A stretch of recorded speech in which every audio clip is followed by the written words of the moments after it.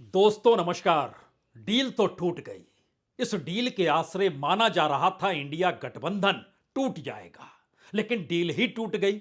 और डील के आसरे छत्रपों को भरोसा दिया जा रहा था, आपको जेल में नहीं डालेंगे, आपके खिलाफ कार्रवाई नहीं करेंगे, जो भी पैसा आपने जिस रूप में बनाया है उसको आप सहेज कर रखिए, ईडी कार्रवाई नहीं करेगी।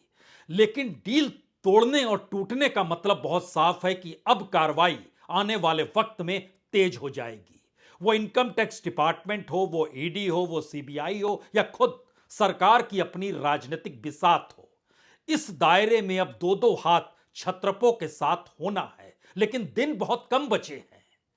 ये 20 दिन भी नहीं बचे हैं जब नोटिफिकेशन जारी हो जाएगा। उसके बाद ईडी, सीबीआई, आईटी राजनीतिक दलों और राजनीतिक नेताओं पर हाथ डाल नहीं पाएगी। और इसी दौर में हर छत्रप को भी समझ में क्या आ गया कि 2024 का चुनाव कितना महत्वपूर्ण है और राजनीतिक तौर पर तत्काल की रियायत आने वाले वक्त में मुश्किल हालात पैदा कर देगी। इसीलिए बिहार, उत्तर प्रदेश, दिल्ली और महाराष्ट्र 175 सीट, इन जगहों पर इंडिया गठबंधन जिस मजबूती के साथ सीटों के तालमेल की दिशा में बढ़ चुका है और एक एक करके हर राज्य से अब सीटों का तालमेल उभर रहा है, उसने संकेत बहुत साफ कर दिए हैं कि अब दिल्ली में बैठी हुई सत्ता की धड़कनें अगर बढ़ रही है तो उन धड़कनों को संभालने के लिए अब साम दाम दंड भेद हर रास्ते को अपनाया जाएगा। इस रास्ते में पहला रास्ता तो यही होता है कि पॉलिटिकल पार्टी के तमाम उन रास्तों पर नकेल कस दी जाए जहां से पैसा आता है। लेकिन यह कहां किसे पता था कि इस रास्ते को बंद करने के लिए कानून भी अपने हाथ में लेने से सरकार अब कतराएगी नहीं। कांग्रेस के साथ आज यही हुआ। 65 करोड़ रुपए एक झटके में इनकम टैक्स डिपार्टमेंट ने वसूल लिए। यह सरकार ने वसूल लिए, यह सरकार के निर्देश पर इनकम टैक्स के अधिकारियों ने वसूल लिए। बैंकों के मैनेजरों को क्या धमकी दी गई? एक पॉलिटिकल पार्टी से टैक्स नहीं लिया जाता है। एक कच्चा चिट्ठा यह कहता है, दूसरा कहता है कि अब जो 7वां नोटिस दिया गया है ईडी की तरफ से केजरीवाल को, उनका रास्ता अब जेल की दिशा में जाने को तैयार है। तीसरी बात कही जाती है, जो भी अखिलेश यादव के पास पूंजी है, और तीसरी तरफ जो महाराष्ट्र की राजनीति में उद्धव ठाकरे बैठे हैं, अब वहां पर भी घेराबंदी तेज होगी, क्योंकि साम दाम दंड भेद अब कोई ऐसे रास्ते को छोड़ेगा नहीं। लेकिन क्या वाकई इस इंडिया गठबंधन में होती हुई डील को तोड़ने के बाद के समझौतों ने मुश्किल खड़ी बीजेपी के सामने कर दी है? क्योंकि इसी दौर में पूर्व राज्यपाल सत्यपाल मलिक जो करप्शन का मुद्दा उठा रहे थे, सीबीआई ने दो दो एफआईआर दर्ज की, आज उन्हीं के घर पे छापा पड़ गया। इसी दौर में बकायदा सोशल मीडिया के भीतर, वह भी ट्विटर जो अब एक्स के नाम से जाना जाता है, खुले तौर पर सरकार ने कहा जो भी जिक्र किसान आंदोलन का कर रहा है, उसको दिखा रहा है, बोल रहा है, अपने कमेंट को कर रहा है, उस पर आप पाबंदी लगा दीजिए। और खुले तौर पर पहली बार अंतर्राष्ट्रीय मंच पर सोशल मीडिया को संभाले हुए एक्स ने कहा यह अभिव्यक्ति की आजादी को खत्म करने की दिशा में बढ़ते हुए कदम है। और पूरी दुनिया में यह बात खुलकर सामने आ गई कि भारत के भीतर चुनाव करीब आ गए हैं। भारत के भीतर चुनाव जीतने का मतलब क्या होता है, और इस दौर में खास तौर से मोदी सत्ता जिसको लेकर इस देश का कॉरपोरेट, इस देश का मीडिया, इस देश के तमाम संस्थान, ब्यूरोक्रेट्स, जिनका सब कुछ मोदी सरकार के साथ स्टेक पर लगा हुआ है, उसे कौन कैसे गंवाना चाहेगा? तो हर रास्ते पर पहरेदारी बैठा दी गई है। राजनीतिक तौर पर जो डील होनी थी, डील टूट गई है। सियासी तौर पर छत्रपों की राजनीति उफान पर है और दिल्ली की धड़कनें बढ़ी हुई है। तो आइए आज एक एक पन्नों को खोला जाए। इन पन्नों के आसरे जरा समझने की कोशिश कर ली जाए कि आखिर वो साम दाम दंड भेद क्या होगा। इस दौर में यह भी समझ लिया जाए कि इस गठबंधन में सीटों के तालमेल का मतलब क्या होता है, और सामाजिक और आर्थिक तौर पर किस तरीके से और राहुल गांधी अपनी छवि को बिल्कुल अलग तरीके से इस दौर में क्यों बोल रहे हैं, क्यों रख रहे हैं। तीनों परिस्थितियों को समझने के लिए हमें लगता है शुरुआत तो आज कांग्रेस से ही करनी चाहिए, जिसके बैंक में जमा पैसे में से 65 करोड़ रुपए इस दौर में सरकार ने वसूल लिए। लेकिन सुनिए जरा कांग्रेस की बात। आप लोगों को मैं बताना चाहूंगा कि पॉलिटिकल पार्टीज इनकम टैक्स से एग्जेम्प्टेड होती हैं। जहां तक के इंडिविजुअल्स की बात है, मुझे पता चला है कि हमारे इनकम टैक्स डिपार्टमेंट्स और इवन फाइनेंस मिनिस्टर ने भी डीब्रीफिंग के दौरान कहा कि इनकम टैक्स तो देना पड़ेगा, हम भी देते हैं, हम सब लोग इनकम टैक्स देते हैं, खरगे जी भी इनकम टैक्स देते हैं, राहुल जी भी इनकम टैक्स देते हैं, हम सब इंडिविजुअल्स इनकम टैक्स देते हैं, लेकिन पॉलिटिकल पार्टी इनकम टैक्स नहीं देती। अगर आपको कंपेयर करना है तो भारतीय राष्ट्रीय कांग्रेस को भाजपा से कंपेयर करिए, दूसरी नेशनल पार्टी से कंपेयर करिए। क्या भाजपा ने आज तक के कभी भी इनकम टैक्स दिया? क्या भारतीय जनता पार्टी के ऊपर कभी भी पीनलाइज करके कभी भी इनकम टैक्स लिया गया? हम लोगों के पास में जो पैसा आता है, ये पैसा हमारी देश के राजनीति के लिए, डेमोक्रेसी को जिंदा रखने के लिए वो पैसा खर्च किया जाता है। ये इनकम नहीं है, कोई किसी की इनकम नहीं हो रही है। इसलिए पॉलिटिकल पार्टीज को हमेशा इनकम टैक्स से अलग रखा जाता है। हमेशा पॉलिटिकल पार्टीज इसी वजह से इनकम टैक्स एग्जेम्प्टेड होती हैं, हमेशा। भारतीय जनता पार्टी ने आज तक कभी भी पेनल्टी नहीं दी, भारतीय जनता पार्टी ने आज तक कभी भी इनकम टैक्स नहीं दिया, तो फिर कांग्रेस से क्यों मांगा जा रहा है? कांग्रेस के लिए यह बिल्कुल नायाब कार्रवाई है। इस देश के राजनीतिक दलों के लिए भी यह चौंकाने वाला सच है, क्योंकि 65 करोड़ 88,81,474 रुपए बैंक के खातों से मोदी सरकार ने निकाल लिया इनकम टैक्स को सामने करके, जिसमें इंडिया के यूथ कांग्रेस का जो पैसा था वो तकरीबन 4 करोड़ 20 लाख 35 हजार था। एनएसयूआई का पैसा तकरीबन 1 करोड़ 43 लाख 98 हजार था और ऑल इंडिया कांग्रेस कमेटी का पैसा तकरीबन 60 करोड़ 25 लाख था। Bank of Baroda, union bank, Punjab national bank और एसबीआई, इन 4 बैंकों में पैसा जमा था और एक झटके में कहा गया कि हम आपसे इनकम टैक्स की वसूली कर रहे हैं। और यही सवाल कांग्रेस ने उठाया, यह कब से हो गया और बीजेपी ने इससे पहले पॉलिटिकल पार्टी के तौर पर टैक्स कब दिया? जवाब सरकार की तरफ से नहीं आया, लेकिन एक जवाब राहुल गांधी ने अपने ट्वीट के जरिए दिया।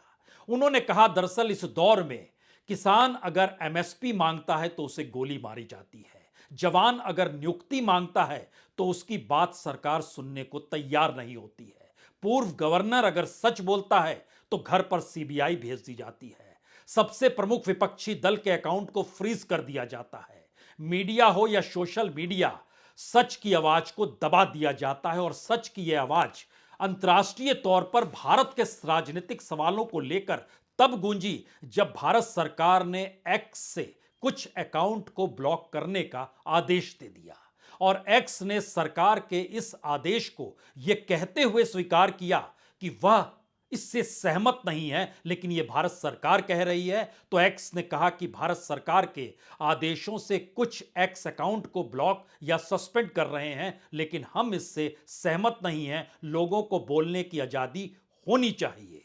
और बकायदा एक्स के ग्लोबल अफेयर टीम ने एक पोस्ट जारी की और अंतर्राष्ट्रीय तौर पर यह मामला सामने आ गया कि भारत की राजनीति कितने उबाल पर है, क्योंकि इस पोस्ट में यह कहा गया, हर चीज की जानकारी दी गई कि भारत सरकार ने कार्यकारी आदेश जारी किया है जिसमें कुछ एक्स अकाउंट खातों और पोस्टों पर कार्रवाई करने की बात कही है। इन अकाउंट पर जुर्माना और जेल की सजा जैसी कार्रवाई की बात कही गई है और आदेशों के अनुपालन में हम इन खातों और पोस्टों को केवल भारत में ही रोकेंगे, यानी जो पोस्ट होगी अंतर्राष्ट्रीय तौर पर लोग देख सकते हैं लेकिन भारत में कोई नहीं देखेगा। हालांकि हम इन कार्रवाइयों से असहमत हैं और मानते हैं कि अभिव्यक्ति की स्वतंत्रता इन पदों तक विस्तारित होनी चाहिए। हमें अपनी नीतियों के अनुसार प्रभावित उपभोगकर्ताओं को इन कार्रवाइयों की सूचना प्रदान कर दी है और कानूनी प्रतिबंधों के कारण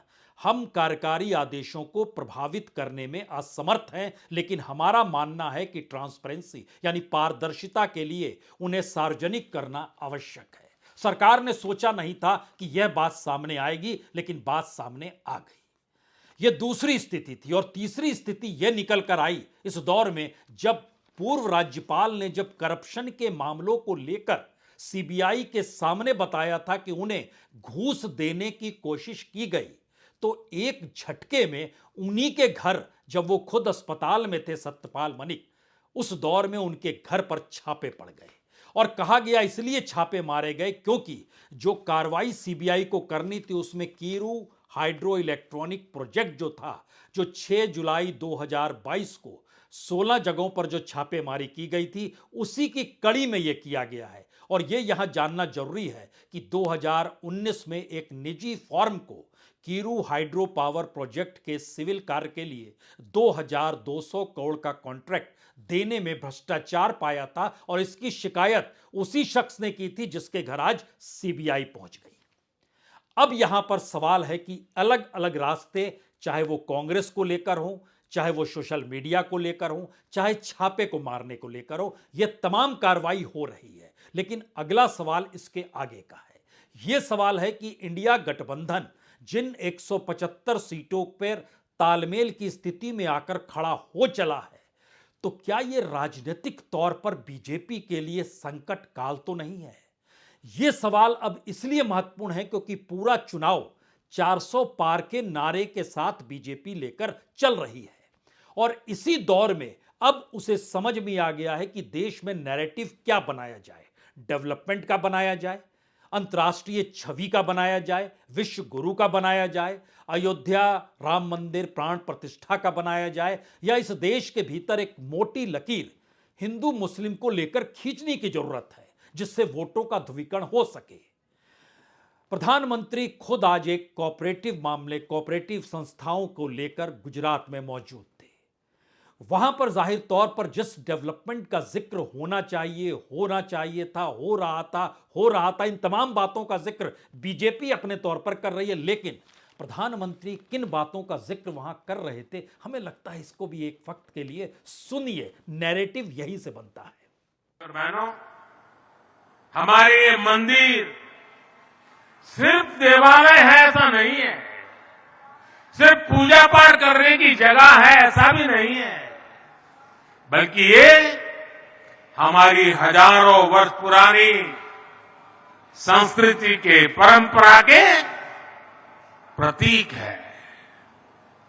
हमारे यहां मंदिर ज्ञान और विज्ञान के केंद्र रहे, देश और समाज को अज्ञान से ज्ञान की तरफ ले जाने के माध्यम रहे हैं। जाहिर है जिस वक्त प्रधानमंत्री मंदिर और देवालय का जिक्र कर रहे थे, ज्ञान विज्ञान और भारत के सांस्कृतिक महत्ता को और भारत की परंपरा और ज्ञान को मंदिरों के जड़ों में खोज रहे थे, उसी वक्त छापे पड़ रहे थे। और छापे जिस शख्स के यहां पड़ रहे थे उसने कुछ मामलों को कैसे उठाया। सीबीआई ने दरअसल 2 एफआईआर दर्ज की। 60 करोड़ रुपए का कॉन्ट्रैक्ट जारी करने में करप्शन था। 2017-18 में जम्मू कश्मीर का जो हेल्थ डिपार्टमेंट है वहां पर बीमा योजना का ठेका देने के लिए एक इंश्योरेंस कंपनी से रिश्वत के तौर पर यह पैसा लिया गया था। और दूसरा, 2019 में एक निजी फर्म को किस तरीके से 2200 करोड़ के कॉन्ट्रैक्ट में भ्रष्टाचार पाया गया और वह उनको मिल जाए, इसके लिए सत्यपाल मलिक ने सीबीआई से कहा था कि मुझे एक बड़े उद्योगपति ने और जो महबूबा मुफ्ती और बीजेपी गठबंधन की सरकार में एक मंत्री रहे व्यक्ति ने 150 करोड़ रुपए की रिश्वत दी थी। अब सवाल है कि छापे तो इसलिए पड़ रहे थे कहीं चुनाव के ऐलान के बाद उस डॉक्यूमेंट को सत्यपाल मलिक राजनीतिक तौर पर सामने लेकर ना आ जाएं। यह एक राजनीतिक जरूरत है सत्ता की कि उसके खिलाफ कोई दस्तावेज इस दौर में सामने ना आए, तो छापे पड़ने चाहिए और छापे पढ़कर उस डॉक्यूमेंट को सरकार के वापस खजाने में डाल देना चाहिए। लेकिन फिर वही सवाल आकर अटका कि यह तमाम डील अपने अपने तरीके से इंडिया गठबंधन के भीतर भी चल रही थी। और अब उत्तर प्रदेश की 80 सीट, बिहार की 40 सीट, दिल्ली की 7 सीट, महाराष्ट्र की 48 सीट, यानी कुल 175 सीटें हैं। और इस गठबंधन में सीटों के तालमेल का मतलब सिर्फ यह नहीं है कि पिछली बार की तरह कांग्रेस है या छत्रप है। इस बार दोनों साथ आकर खड़े हैं और दोनों की झोली खाली है, क्योंकि उत्तर प्रदेश में समाजवादी पार्टी के पास सिर्फ 5 सांसद जीते थे, कांग्रेस के 1 ही जीते थे। बिहार में तो आरजेडी 1 भी सांसद नहीं जीता, कांग्रेस का 1 जीता। दिल्ली में तो 7 सीट हार गए थे आम आदमी पार्टी और कांग्रेस। और महाराष्ट्र के भीतर में शिवसेना जीती थी 18 सीट, क्योंकि बीजेपी साथ में खड़ी थी। इस बार तो पार्टी भी टूट गई, बीजेपी भी नहीं है, अब कांग्रेस और एनसीपी साफ है, जो कि अपने तौर पर खुद शिवसेना के राजनीतिक पृष्ठभूमि को इस दौर में बदल चुकी है। तो क्या कांग्रेस 3 सीटों पर और बाकी 27 सीटों पर, कुल मिला के 30 सीट, 175 में से 30 सीट इंडिया गठबंधन के पास इस दौर में, जिसमें शिवसेना भी टूट गई। सवाल यह नहीं है कि इस दौर में जिस परसेप्शन और नैरेटिव को बनाने की तैयारी हो रही है, सवाल उसके आगे की उस राजनीति का है जो पहली बार 2024 के चुनाव के मद्देनजर इस देश की राजनीतिक जमीन बचेगी या नहीं बचेगी। उस लोकतंत्र के आश्रय जहां राजनीतिक तौर पर संघर्ष होगा या नहीं होगा, इस चुनौती के आश्रय यह तमाम चीजें इस दौर में परखी समझी जा रही है। और शायद इसीलिए अगर आप ध्यान दीजिए तो बीजेपी ने एक राग को पकड़ा है, कोई नहीं हरा सकता है। और यह सवाल आज राजनाथ सिंह से भी किया गया तो वह एक कदम और आगे बढ़ गए। उन्होंने कहा तीसरी बार, अरे जनाब चौथी बार भी जीत जाएंगे। जनता ने इतना विश्वास दिया है हमारे प्रधानमंत्री मोदी जी को कि अब लोग यह मानने लगे हैं कि तीसरे टर्म में भी केंद्र में भी किसी की सरकार होगी तो मोदी जी के नेतृत्व की सरकार होगी, और चौथे टर्म में भी किसी की सरकार होगी। बारे में क्या बोलेंगे सर? जो 5 बार राज्य सरकार के बारे में क्या बोलेंगे? दरअसल ये सरकार की अपनी सोच है, बीजेपी का अपना नैरेटिव है। असल सवाल तो यह है कि आखिर तेजस्वी यादव हो, अखिलेश यादव हो, केजरीवाल हो, हेमंत सोरेन हो, यह एक ऐसी कतार है या उद्धव ठाकरे हो, इनके लिए 2024 का चुनाव शायद बीजेपी के लिए जिस तरीके से साम दाम दंड भेद अपनाते हुए चुनाव जीतने का है, शायद इनके लिए भी यह चुनाव मरने मारने वाली स्थिति का है। क्योंकि राजनीतिक तौर पर इसके बाद उन्हें खड़े होने की स्थिति में कोई लेकर आएगा नहीं, और यह एक आखिरी लड़ाई की दिशा में बढ़ता हुआ कदम है। क्योंकि इस दौर में अगर राहुल गांधी की न्याय यात्रा को भी परखिए तो ध्यान दीजिए वो किस तरीके से इस देश की जनता और युवाओं पर सीधी चोट ये कहकर कर रहे हैं कि हमें भी पता है इस दौर में सत्ता में कौन है, लेकिन सत्ता जिस अंदाज में चल रही है उसमें आपके हाथों में कुछ भी नहीं होगा। बेरोजगारी आपके साथ होगी, महंगाई से आप प्रताड़ित होंगे, और सड़कों पर घूमते फिरते हाथों में नारे लगाकर, हाथों में बैनर पकड़कर नारे लगाने की स्थिति से आगे आप बढ़ नहीं पाएंगे।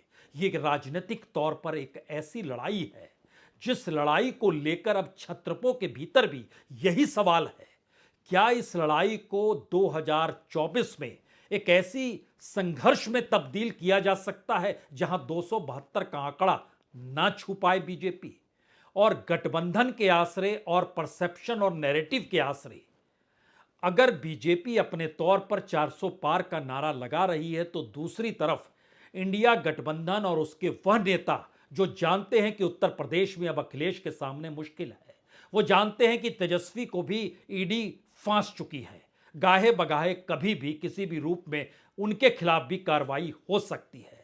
हर कोई जानता है कि उद्धव के परिवार के इर्द गिर्द भी शिकंजा कसा जा रहा है।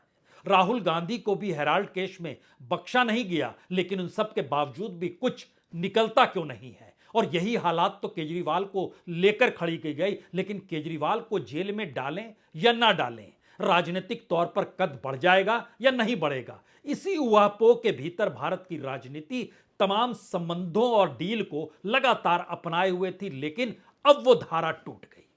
और उस टूटती हुई धारा के बीच में हमें लगता है राहुल गांधी की अब इस न्याय यात्रा में 25 तारीख को अखिलेश यादव शामिल होंगे। तब क्या होगा, और तब यह बेखौफी की परिस्थिति कहीं और तीखी होगी, क्योंकि जो 2 दिन पहले दिखाई दिया उत्तर प्रदेश में, उसका एक छोटा सा हिस्सा राहुल गांधी जो कह रहे हैं सुनना चाहिए।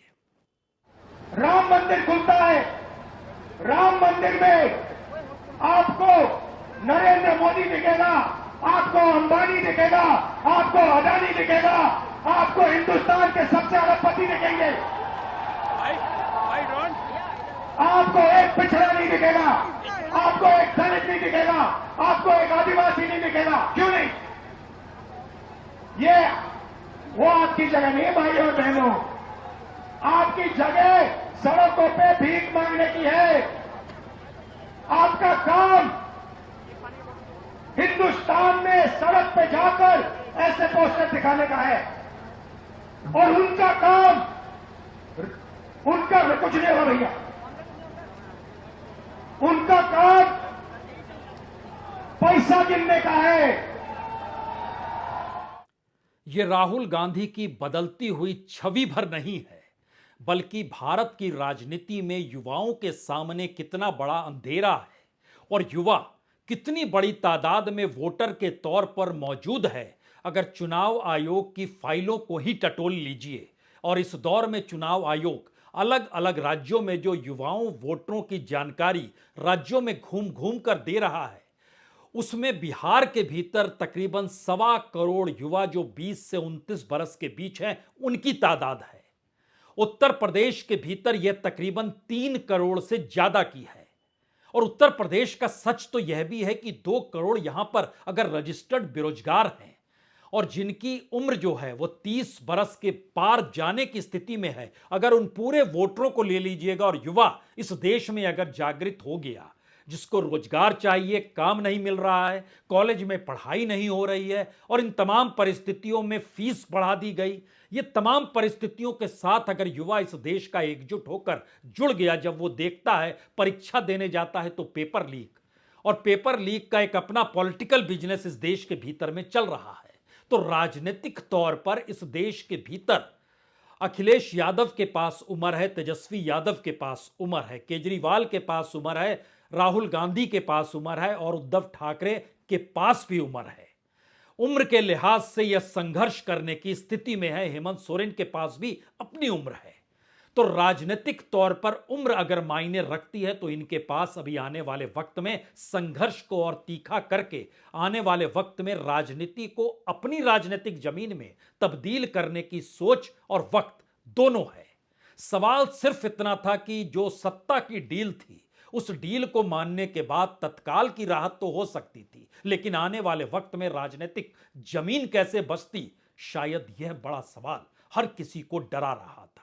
और उसी डर पर जीत हासिल करते हुए पहली बार सत्ता के खिलाफ, या कहें सत्ता की बिसात के विरोध में जो शह देने की स्थिति नेताओं ने, जो इंडिया गठबंधन के साथ थे, उन्होंने जो करनी शुरू की तालमेल के साथ, इसने वाकई दिल्ली की धड़कनें बढ़ा दी है। और राजनीतिक तौर पर अब 3 सवाल सामने हैं।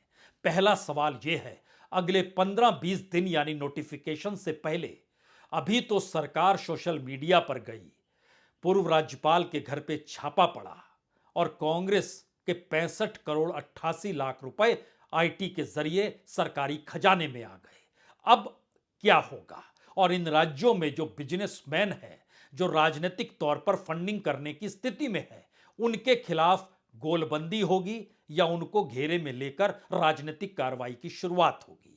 उसके आगे की बात है, क्या सीधे तौर पर अब यह माना जा सकता है, जब 7वां नोटिस केजरीवाल को दिया जा चुका है, तो अब रास्ता जेल की दिशा में जाता है? यहां पर एक दूसरा सवाल बड़ा महत्वपूर्ण है। जेल में जाने के बाद नेता कहते हैं बड़ा हो जाता है, लेकिन भारत की राजनीति में क्या यह 21वीं सदी में संभव नहीं है? क्योंकि जेल में जाने के बाद नेताओं को जनता भूल जाती है, यह भी इस दौर में देखा गया, और सत्ता इस मिजाज के साथ है कि जेल में डालने के बाद नेता को जनता याद रखेगी नहीं, क्योंकि इस दौर में पॉलिटिकल पार्टी सिर्फ एक व्यक्ति के इर्द गिर्द आकर टिक जाती है और दूसरी कतार का कोई नेता बचता नहीं है। तो पहली कतार ही अगर गायब हो जाएगी तो फिर दूसरी कतार कुछ नहीं कर पाएगी। तो क्या इस दिशा में दूसरा कदम होगा? और तीसरी कार्रवाई जो राजनीतिक तौर पर नजर आती है, उसमें इस साम दाम दंडभेद में चुनाव आयोग की सक्रियता आपको नजर आ सकती है उन राजनीतिक दलों को लेकर जो राजनीतिक दल इंडिया गठबंधन के साथ हैं। इशारा सत्ता का होगा, सियासत का होगा और सरकार का होगा। और उसके बाद इन 3 रास्तों पर आने वाले वक्त में आपको कार्रवाई दिखाई देने लगेगी। लेकिन आखिर में यही कहिए, जो डील थी वह टूट गई, नेताओं ने हिम्मत दिखा दी। बहुत बहुत शुक्रिया, बहुत बहुत शुक्रिया।